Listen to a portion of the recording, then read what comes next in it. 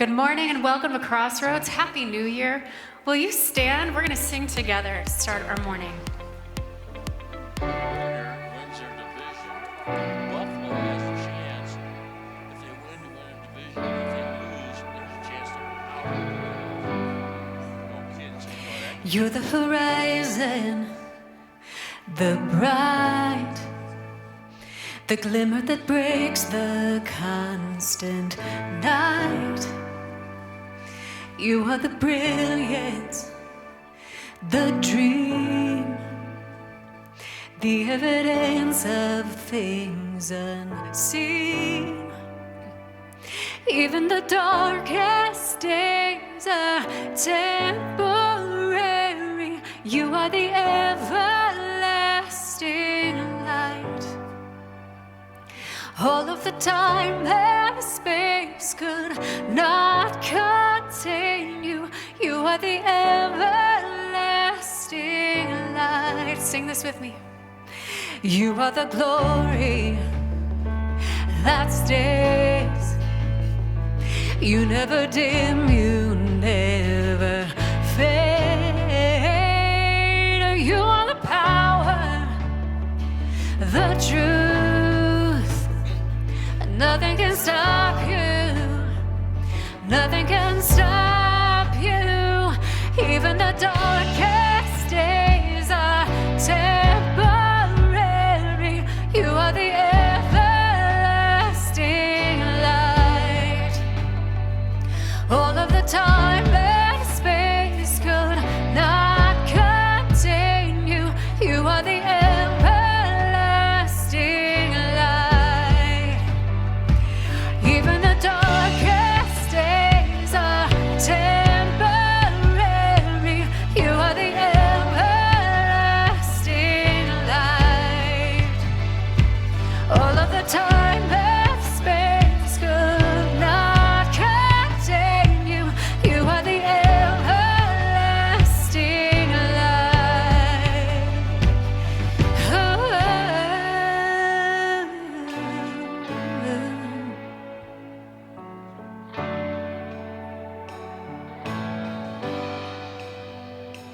The end and the beginning, the new reality outside my understanding, but still within my reach. As far as I can see you, you're closer still to me. You are the everlasting light. Sing that again, end and the beginning. The end and the beginning, the new reality outside my understanding, but still within my reach. As far as I can see you, you're closer still to me. You are the everlasting light.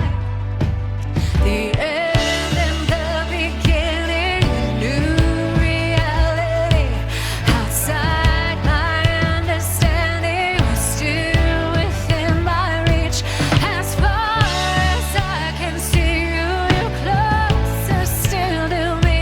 You are the everlasting light. Even the darkest days are temporary. You are the everlasting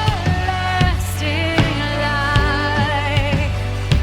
All of the time and space could not contain you. You are the everlasting light. Even the darkest days are temporary. You are the everlasting light. All of the time and space could not contain you. You are the everlasting light.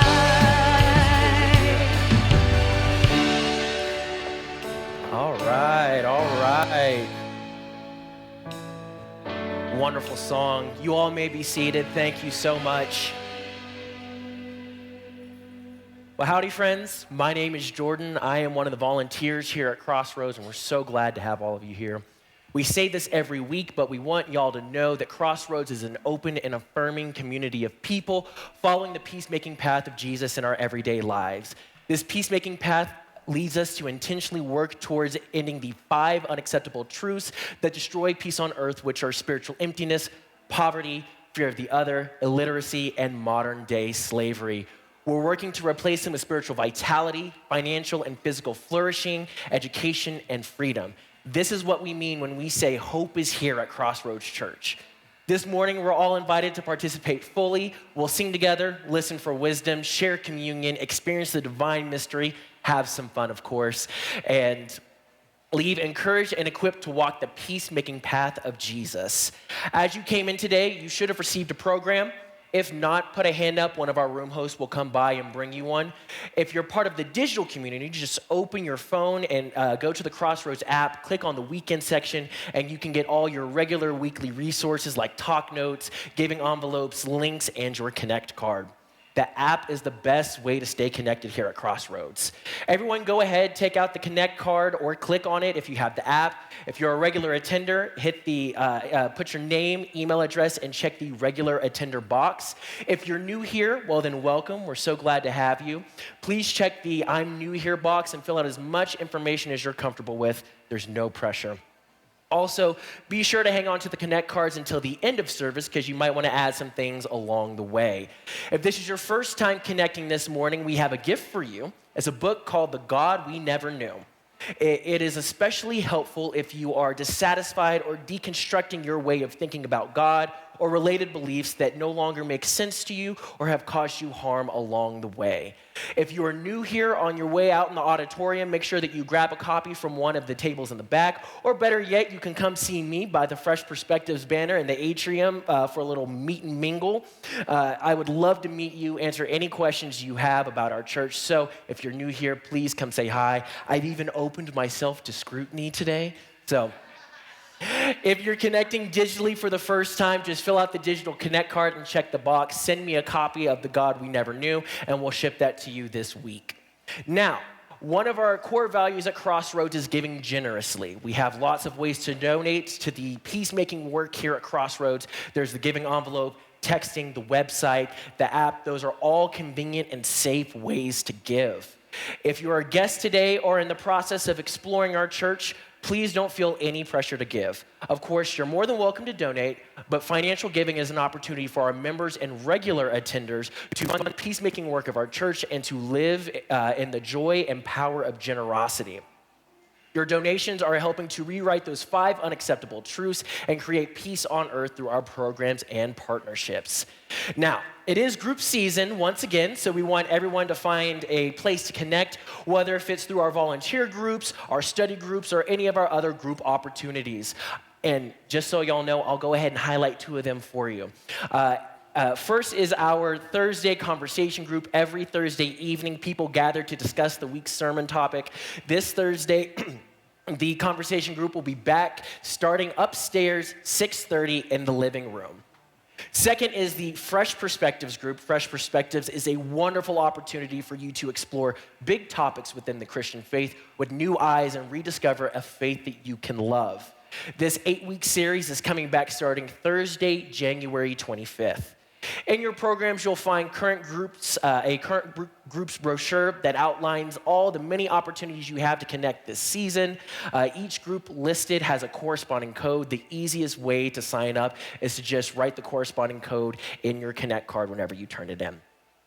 That's all that I have for you right now. I know that was very long-winded, so thanks for sticking with me through that. Grab your talk notes, and Jimmy will be up here in just a minute with a new installment of our teaching series, A Vibrant and Vital Love. Thanks, y'all.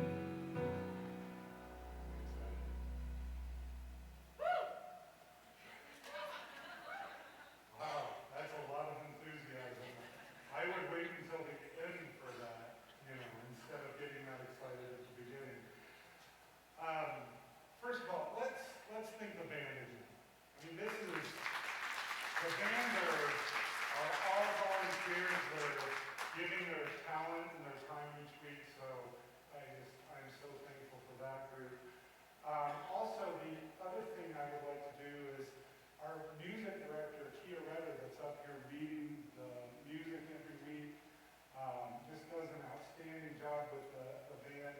But I don't know if you know, but she doubles as our communications director.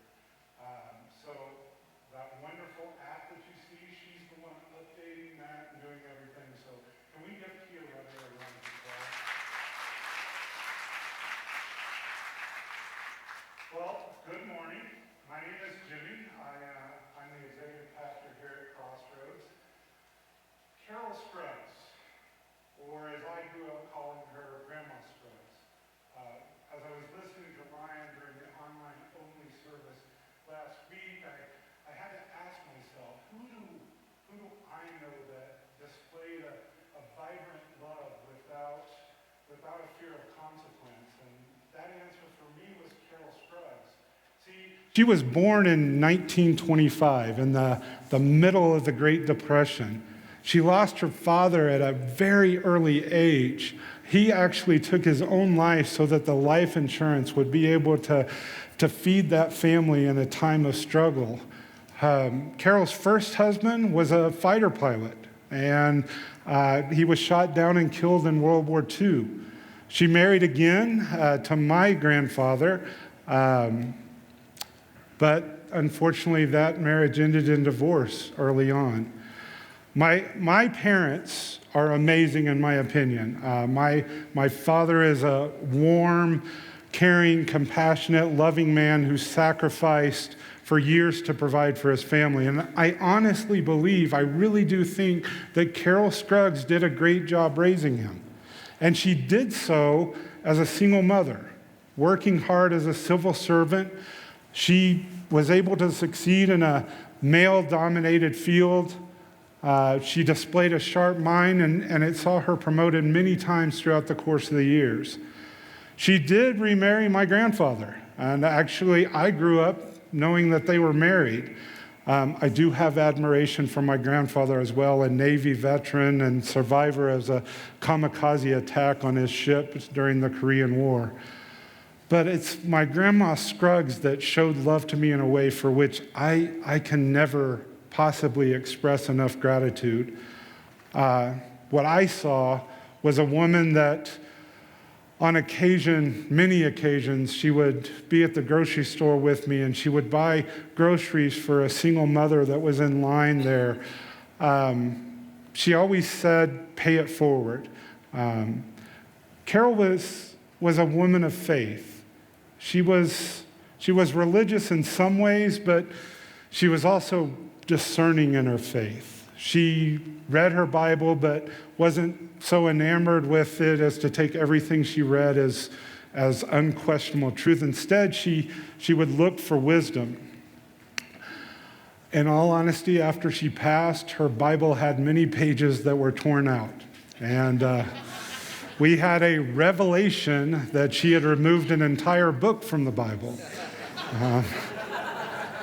That is a story for another time. The love that she displayed, though, was not a blind love. But it wasn't love out of fear. I really miss her. Late in her life, I went to church with her, and this was after my grandfather had passed. And during the service, the pastor actually called for an extra offering to be taken, saying that the largest contributors would be able to pick the hymns. And I promise I'm not going to ask for an extra offering today, everybody. But I saw my grandmother reach into her purse. I saw her take out her checkbook. I saw her scribble a check. But then I saw her put it in the basket with this grin on her face. And I have no idea how much that check was for, but the pastor came back up and announced that he was gleeful that there were several different contributions. But he said one was amazing. And he said, Carol, thank you so much. Would you like to pick the hymns? And my grandmother was close to 90 now, and she stood a little bit feebly, and she looked around the room. She had always had her eyes on on the mature single men that came to church.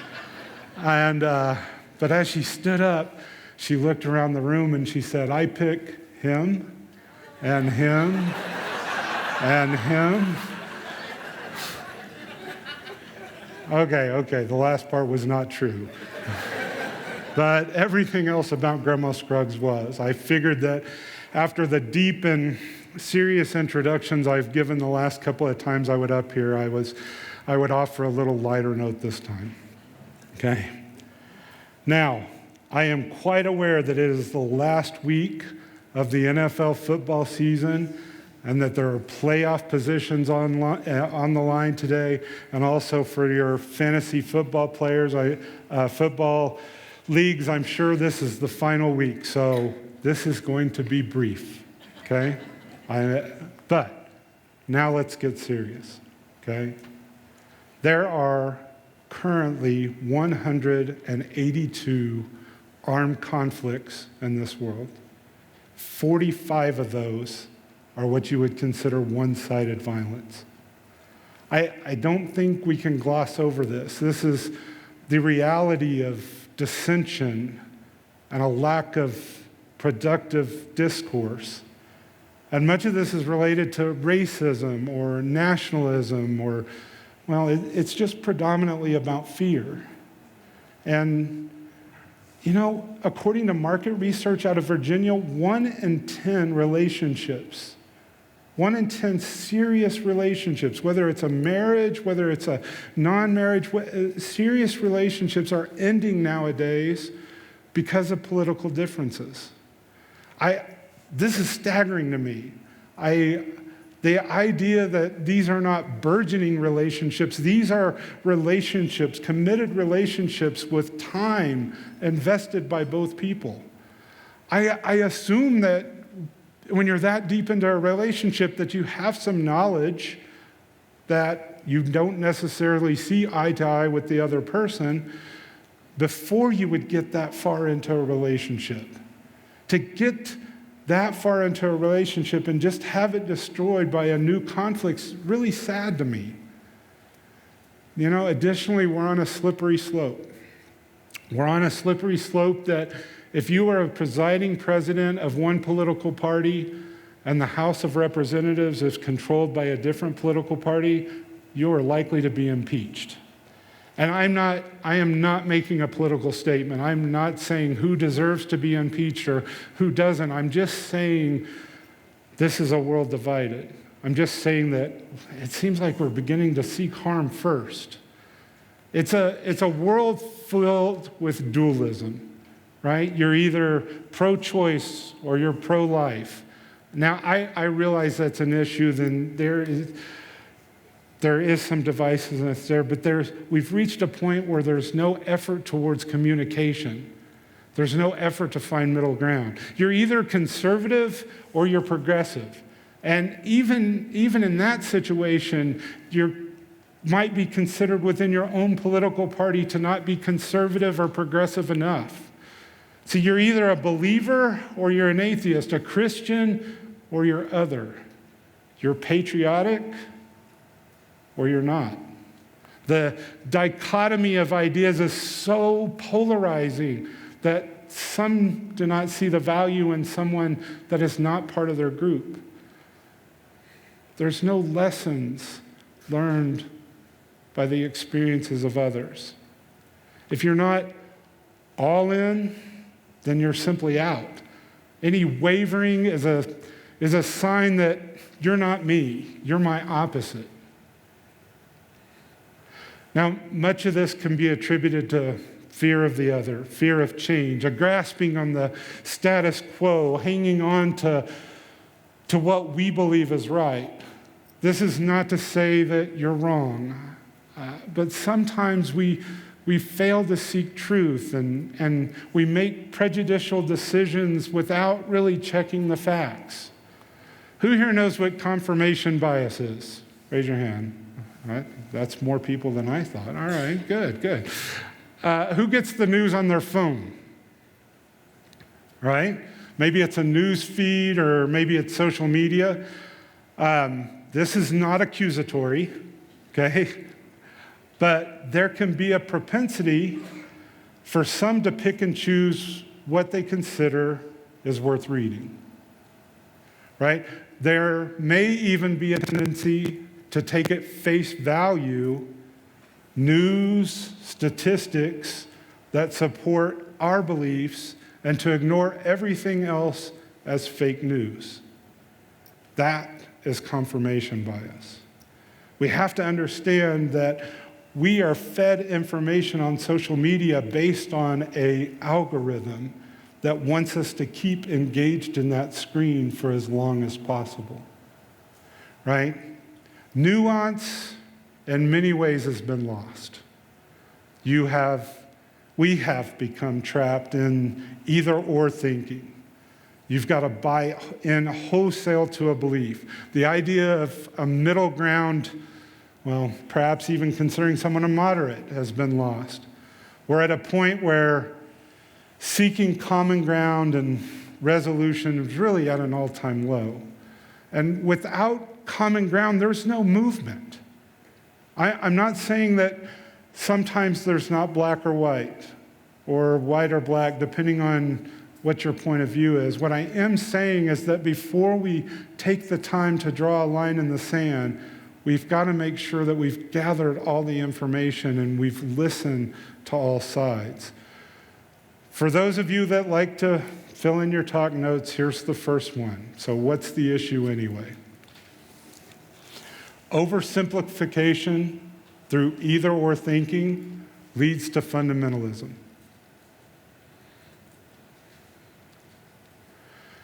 When we have a closed-minded, strict adherence to a belief, forsaking any other ideas, we take fundamentalism as the extreme choice. Fundamentalism can lead to intolerance. Intolerance can lead to hate. Hate can lead to violence. Our fear of the other creates no space for the other or for other ideas. Again, this is removing the both and fixating on the either or. If you're not with us, you must be against us. I would argue that while there are some of these things that have existed since the beginning of time, some of this is really new territory. And I honestly believe that that offers us hope. If things have become worse, then things can become better. If Emerson said, the only thing permanent is change. And I think we can dictate the change. We can seek to move forward and not apart. We can look for the space between. And no, that's not a Dave Matthews lyric. I'm not a Dave Matthews fan, but that's another story.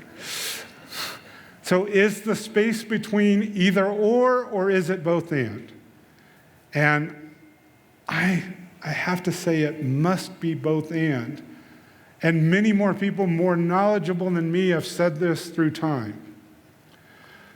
Other positive things to consider is moderates did exist, and in some cases, in some situations, they do exist. I'm really not trying to convince you to be a moderate. I think it's okay to be progressive. I think it's okay to be conservative. But there are people that exist in the middle. And what about those relationships that are now ending abruptly? Well, my grandma Scruggs was as progressive as anyone born in the Great Depression. And Grandpa Scruggs was as conservative as a Republican through and through as you'll ever see. But they did exist in the both and, not in the either or. They existed with love and respect and boundaries and caring. See, this series, we're looking at the sermons of Martin Luther King Jr. And just before the assassin's bullet took King's life, they had made plans for a retreat. It was going to be a retreat with Martin Luther King Jr., Thomas Merton, and Thich Nhat Hanh. And fortunately, I only have 17 more times to be able to mispronounce that name. The good news is I don't have to spell that name 17 times. One of these men was a black Southern preacher. The other was a white Trappist monk. And the third was a Vietnamese Buddhist monk. They all felt that nonviolence means could bring social change. And oh yeah, Merton was a big fan of Mahatma Gandhi, a person born Hindi who embraced other religions and nonviolent resistance himself. Here we saw Buddhism and Christianity trying to work together, seeking justice as a common goal, looking to learn from the perspectives of others. These are the type of relationships that can't be forged in the either or. They're found in that space between. They're found in the both and. This is a community of different people finding and fighting for a common cause. The space between can be found if we choose us. It cannot be found if we choose us versus them. So here are some of the words of these men in terms of the other. So first we have Merton on Gandhi. And Gandhi's nonviolence was not simply a political tactic, which was extremely useful and efficacious in liberating his people. On the contrary, the spirit of nonviolence sprang from an inner realization of spiritual unity in himself. King Han, as MLK nominated Han for the Nobel Peace Prize in 1967, I do not personally know of anyone more worthy of the prize than this general monk from Vietnam. He is an apostle of peace and nonviolence. And Han, in a letter to MLK, said, Martin, you know something? In Vietnam, they call you an enlightened being, trying to awaken other living beings and help them go in the direction of compassion and understanding. See, these were men with different upbringings, different beliefs, different contexts, but they all saw commonality in the goal of humanity and the avenue to get there, and those goals of humanity. See, even today, as divided as we are, we can see hope in the way we react to a crisis. Those of us can be on opposing sides, but when something as horrific as a natural disaster happens, we all come together for the same purpose. So what makes it possible for us to stop bickering in such a crisis? If there's a space for that, can we not find a space to work together in other spheres? See, Jesus knew the need to exist in the both and. He knew that we could make decisions that offered change and offered wisdom in their pursuits. So what does Matthew 10:16 tell us? Let's look for a minute at the way Jesus sends out his disciples into the world. In Matthew 10:16 it says, "Look, I am sending you out as sheep amongst wolves. So be as shrewd as snakes and harmless as doves." That kind of seems impossible on face value, right? The dove and the snake are just such opposites, but that was the example that Jesus expected. He makes this the marching order for the disciples in a hostile world. And I think we could argue that for many today, this is a world of hostility. But first thing we've got to do is acknowledge that this command from Jesus was a both and statement. It's not an either or statement. It's a commandment not only to be as shrewd in our dealings, it's not a commandment to be so passive that we're run over by others in a conflict, but we should not cause undue harm. To be as shrewd as a snake, we need to create boundaries. We're going to have to sift through to find the truth. We're going to have to be astute. We're going to have to be discerning. We need to make sure that we pause. We examine our role in relationships. We have to be cautious, but we have to be assertive. To be harmless as a dove, we must be peacemakers. You hear us at Crossroads speak of our role as peacemakers, the mission of peace on earth, and this is another passage of Jesus setting that example. It's not either the snake or the dove, but it's the both and. There's a space here for us to be both, to be the snake and the dove. We've got to look at the difference between idealism and realism. See, King said, not ordinarily do men achieve the balance of opposites. The idealists are not usually realistic, and the realists are not usually idealistic. See, truth, though, is found in the synthesis that reconciles these two. King elaborates more on the idea by looking at passiveness and assertiveness and humility.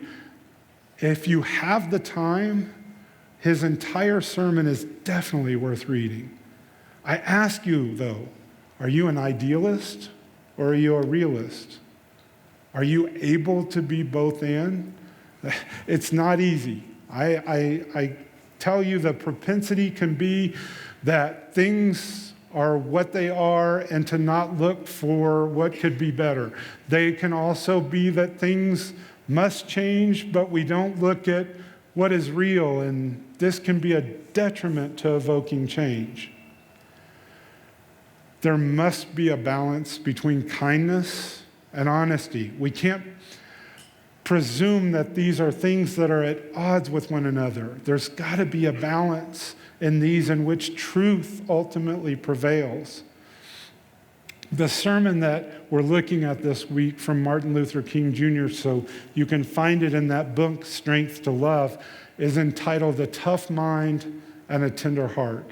And here King elaborates on this scripture of Matthew 10:16 in terms of the ideas of reason and compassion. The idea of being tough-minded and tender-hearted is not either or. It's both and. Being tough-minded and tender-hearted can bring opposites into harmony.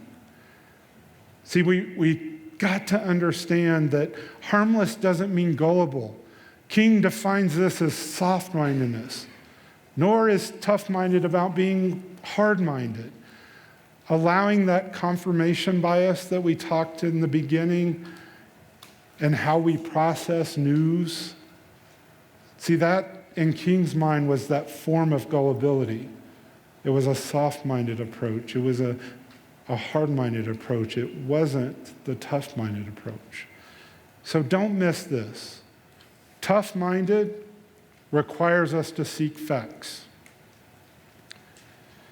King would say that it requires incisiveness and decisiveness. Tough-mindedness can ask a lot of us. To be solid, hard-thinking is not easy. Many, if not most, choose the soft mind because that's the easy way to exist. And tender-hearted is to seek freedom and nonviolent resistance. As peacemakers, we are sent out into the world as sheep amongst wolves, but we're commanded to do so with a vibrant and vital love, while keeping safe, while establishing boundaries, but while we are seeking the truth. So, how can I live this in my everyday normal life? We must have the ability to hold the tension as we seek change. We must have the ability to hold the tension as we seek change. See, following Jesus' command and the example of King, Merton, Gandhi, Han means that we are seeking common ground and that we're not going straight to conflict and contention. There are times when we have to be astute and discerning while we are showing that vibrant and vital love that is both and not either or. So how does this make me a better person and the world a better place? See, peacemaking creates change. I would argue that it's the only way to make a positive, long-lasting, and those important changes in this world. The both and of peacemaking helps us to foster our relationships, whether it's personal or communal. See, both and allows us to love and to disagree. When we list them, we can sift through to find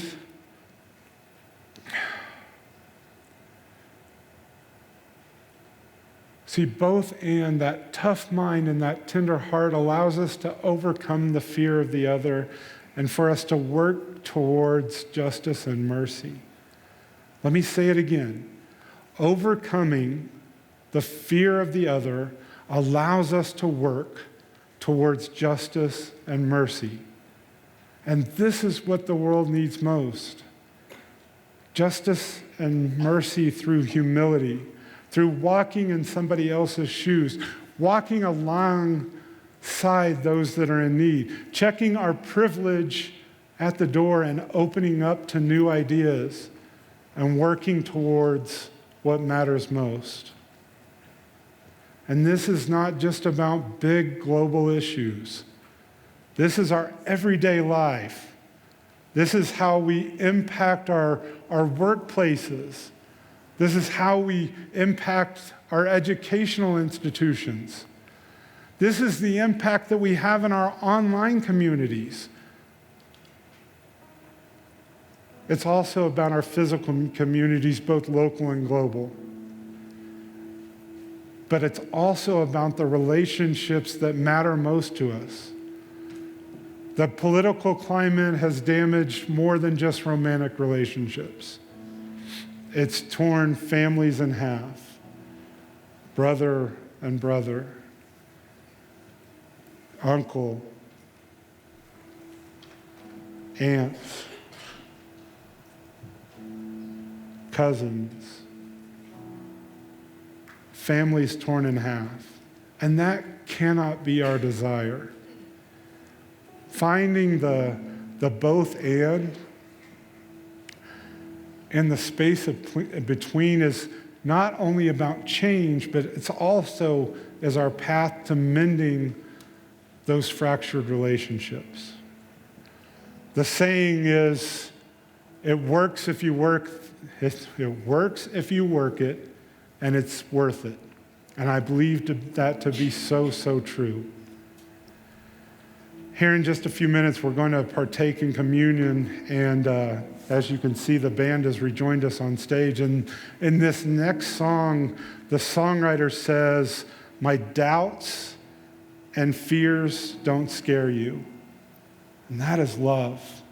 That is God's love, above the fear and doubt. Can we look past our fear and doubt? Can we look past the fear and doubt of others? Can we move past the fear of the other by finding that both and in the space between? I really do believe that Jesus showed us that and commanded us to do that, and showed us in a way that we truly can. Before we sing that together, I ask you, what is God inviting you into today? And on the back of your Connect card, there's going to be 3 check boxes of what God is inviting you into. And if any of these apply to you, I hope that you filled out the front of your Connect card and that you're checking any boxes that you feel led to mark. Maybe you haven't had a chance to get a copy yet, but maybe the invitation is that I will get a copy of A Strength to Love so that you can read these sermons of Martin Luther King Jr. as we move along throughout this series. Maybe the calling this week is to check the box that you want to commit to overcoming the fear of the other and work towards justice and mercy by saying, I want more information about our partners in hope. Or maybe you're ready to learn more about Crossroads, and maybe you'd like to join Amy and I as we start the next Fresh Perspective group on January 25th. We will actually move straight from that Fresh Perspective group into a Way of Peace right after Easter. And if that is so for you, then check the box. Send me more information about the Fresh Perspective group starting on January 25th. So we're now going to share in communion together, and the communion table is not a table of either or. It's a both and table. All are invited, whether you're a believer or a skeptic. Either way, there's no pressure to partake. But please know, you are welcome wherever you are. And communion is also a time of reflection and prayer. So as the band plays and the words rush over you, I ask you consider just taking a pause and reflect on where you are. And if you're in need of prayer, we'll have somebody right up here by the stage to pray with you. And if you'd rather, write your prayer request on that Connect card. Our prayer team will be happy to pray for you this week. You can even ask for anonymity on that card. The communion elements are at your table, or they're at stations located around the auditorium here. They're juice and gluten-free crackers to represent Christ's love. So the table is now open. The body of Christ broken for you, the blood of Christ spilled for you.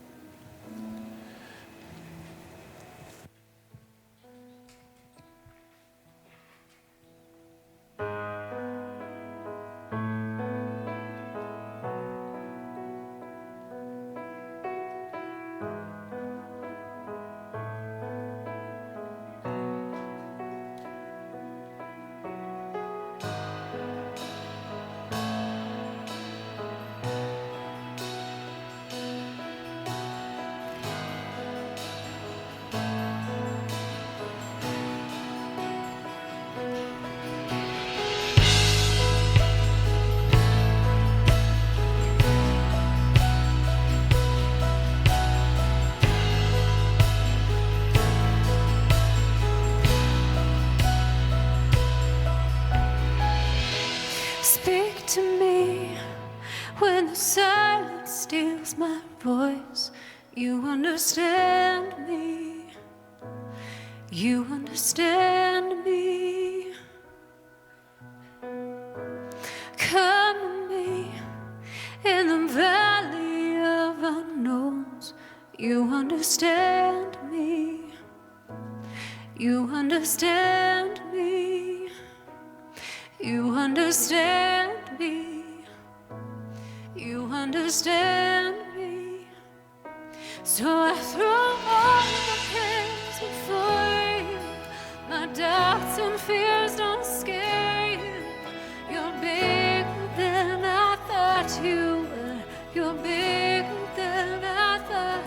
So I throw up all negotiations with the God of all creation. You're bigger than I thought you were. You're bigger than I thought.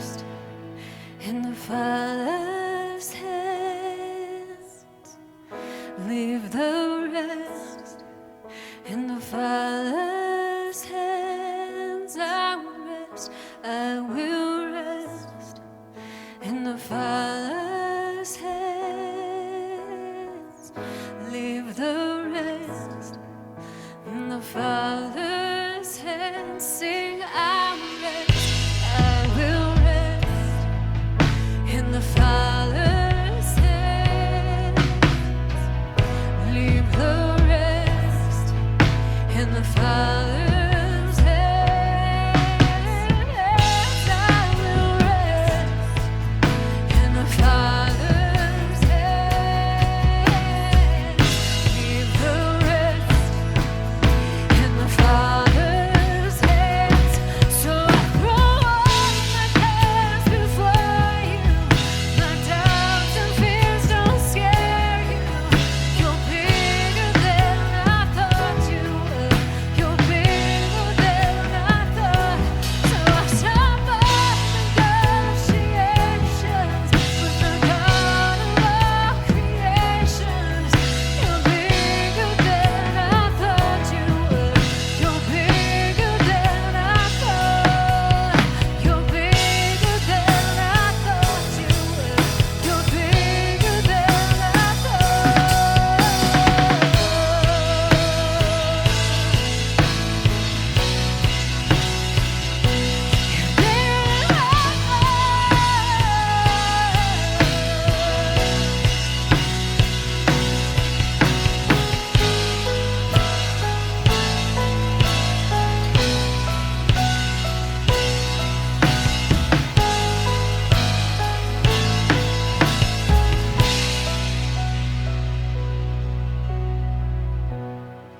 I will rest. I will rest in the Father's hands. Lift your voices. Leave the rest in the Father's hands. I will rest. I will rest in the Father's hands. Leave the rest in the Father's hands.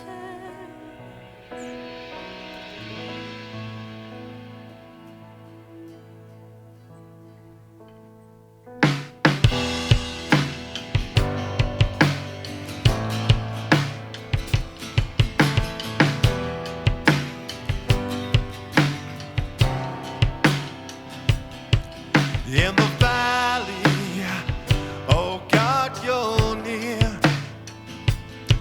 In the quiet, oh God, you're near. In the shadow, oh God, you're near. At my breaking, oh God, you're near. You're near. Oh God, you never leave my side.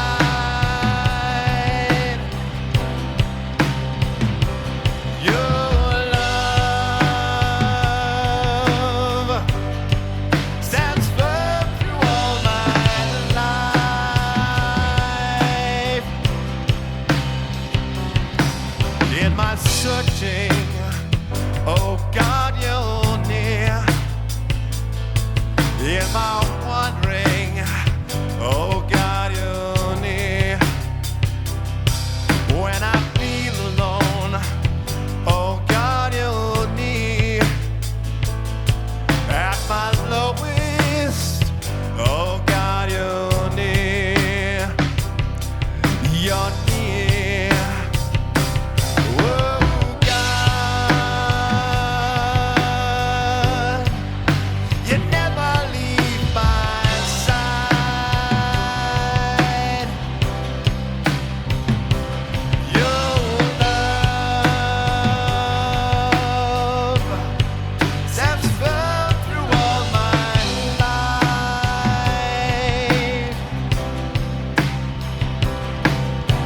Height nor depth nor anything else could pull us apart. We are joined as one by your love. Hope will rise as we become more than conquerors through the one who loved the world. Height nor depth nor anything else can pull us apart. We are joined as one by your love. Hope The conquerors through the one who loved the world. Oh God, you never leave my side. Your love stands firm through all my life.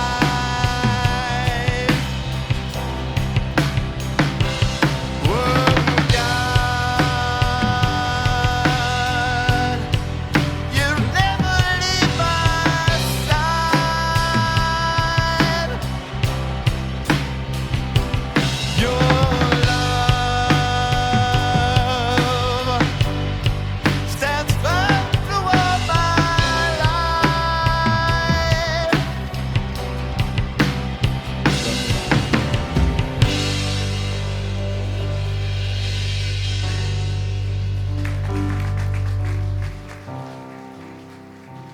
And just let those lyrics be a reminder, as some of you may bow your heads and pray with me, that, through all of our trials and tribulations, God is always with us. It doesn't matter where we're at in life. It doesn't matter who we are or where we're going.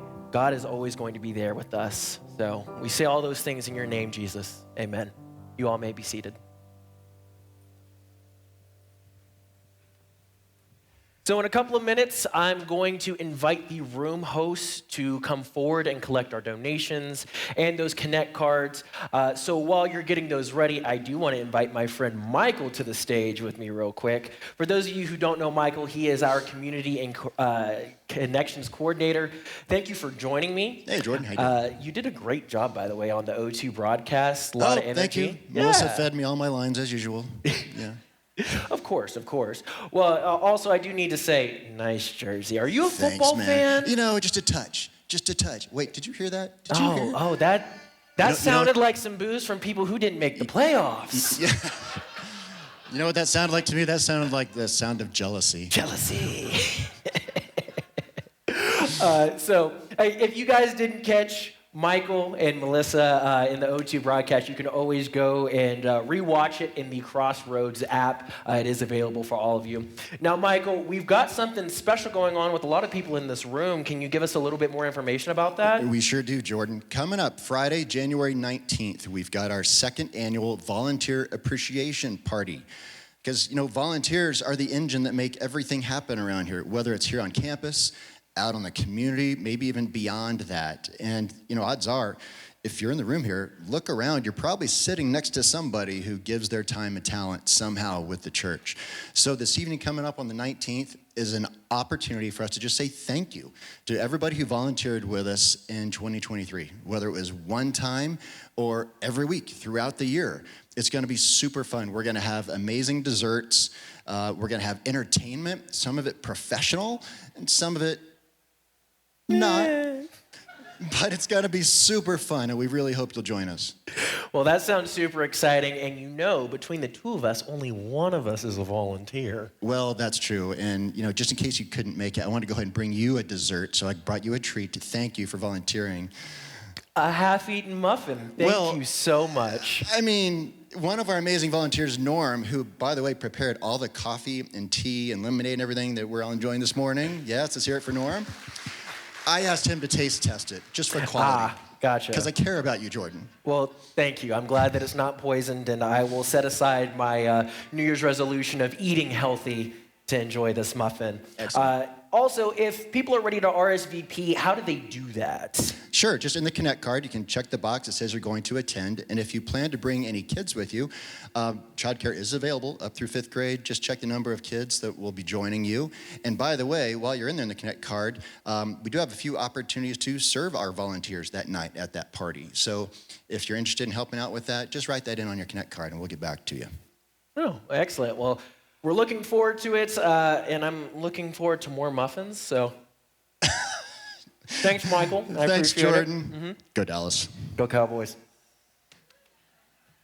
In all honesty, I probably shouldn't have taken a bite of this considering I still have to keep talking. But right now, I'm going to invite our room host forward to receive those donations and connect cards.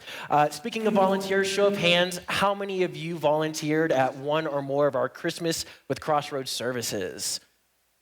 Awesome. Yeah, big round of applause for y'all. As I try not to choke on this muffin. You guys are so awesome. I appreciate all of y'all. We had a wonderful time together celebrating the birth of Jesus and the hope that he brings to our world. And so with that, check out this recap.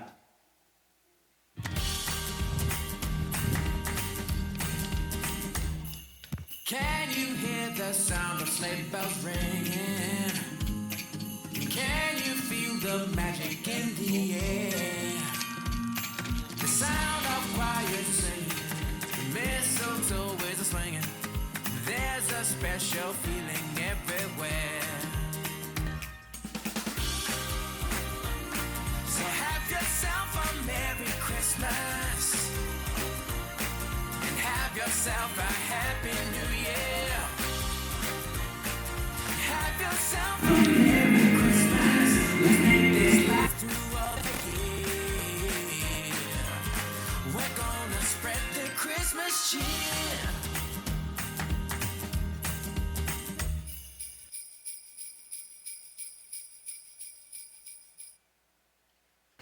Well, as I am staring back at that clock on the wall, I realize it's 11 o'clock, and so kickoff is happening, and people are starting to itch to reach into their pocket to grab their phone and see what's going on. But I do want to thank everyone that invited family and friends to Christmas with Crossroads. You can see from that video what a wonderful time it truly was. So as we walk into the week to come, we like to send you off with a blessing. If you wish, you may stand as you're able. If you'd like, you can open up your arms to receive that blessing. And today I offer this to you. May your week be filled with the promise of reconciliation. May you find a place where your vibrant and vital love can bring the both and into a situation in order to bring understanding. May you feel the promise and hope of common ground that can be found and celebrated. May your relationships be richer and your conflicts lessened. May you experience the joy of giving love and receiving love that is full of life and promise. May we all use a tough mind and a tender heart to bring more peace into this conflicted world. Amen. Thank you all very much. Have a wonderful week.